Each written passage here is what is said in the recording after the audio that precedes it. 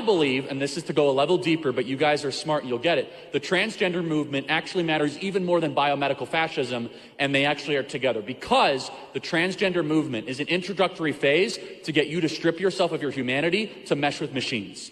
This is why they're so insistent on this transgender thing, because if you stop being a man, then maybe you could stop being a human being. Maybe you can kind of just plug into some sort of machine. This is where their control, their profit motive is coming down the stream. There's a ton of literature about this. I'm far from the first person to comment on it, but I'm just kind of connecting the dots for all of you that might like, what is the agenda here? Well, the agenda is kind of like Ready Player One meets Inception, where you kind of just hook up to a machine all day long and you're controlled by 5 companies that control your thoughts and your feelings, and the real world actually ends up being the not real world, where everyone just kind of wears goggles all day long.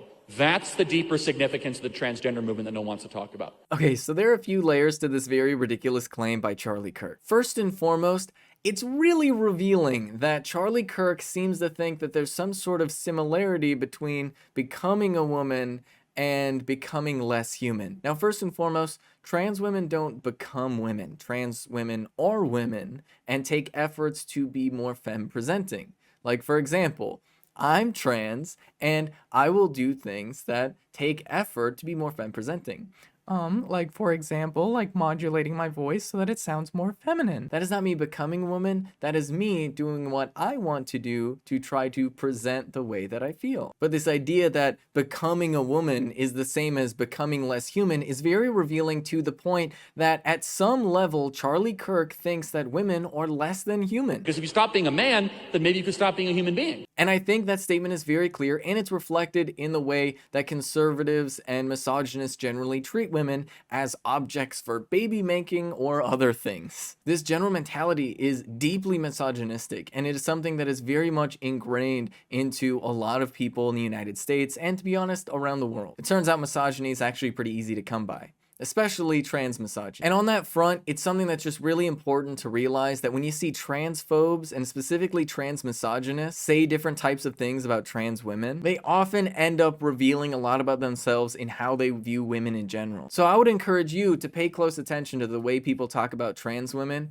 and realize that for the most part, they're also thinking about that about women in general. Because trans misogyny at its core is just concentrated misogyny. But the other layer to this speaks to something that right-wingers are desperately trying to do right now, and that is trying to create some type of analysis that defends capitalism but acknowledges the inherent flaws of capitalism while saying that it's not capitalism. Literally, Charlie Kirk is out there carrying water for giant corporations, pushing their agenda, and then has the audacity to say, oh no, you don't understand. Being trans is all about being part of this, profit-making enterprise for the metaverse.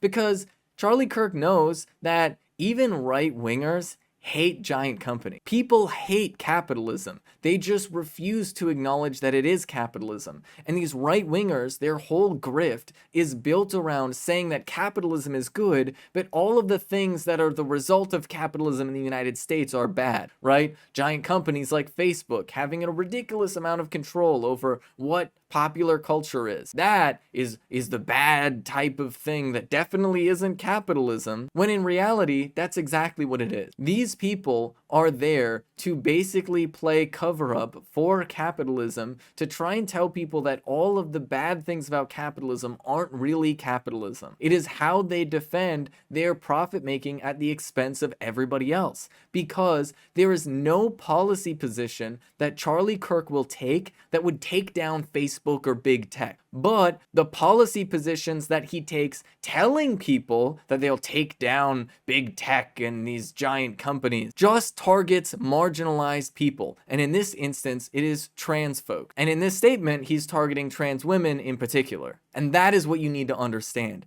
The whole grift of these right-wing commentators is to take a problem that is very obviously the direct result of capitalism and to blame it on marginalized people, so that the only policy positions those right-wingers will support are policies that target marginalized people but completely ignore the problem that started the conversation in the first place. Being trans is not a new thing. In fact, in some ways, being transphobic is new. new. But there is this new thing coming around with these giant tech companies having a huge influence over every aspect of our lives, and these right-wing grifters are trying to superimpose the existence of trans folks onto this new phenomena of big tech. And once again, the only reason they're doing this is because they're trying to create a scapegoat so that instead of looking at reining in capitalism, people are looking at going after some of the most marginalized people in our society. This is Ben Carollo with Rebel Headquarters. You can catch my show Galaxy Brain on the Young Turks Twitch channel every Friday at 4 p.m. Eastern Time. If you want to stay up to date with my content, you can follow me at Benjamin Carollo on Twitter. And for those of you that might be wondering or have noticed, my pronouns are in fact she, her.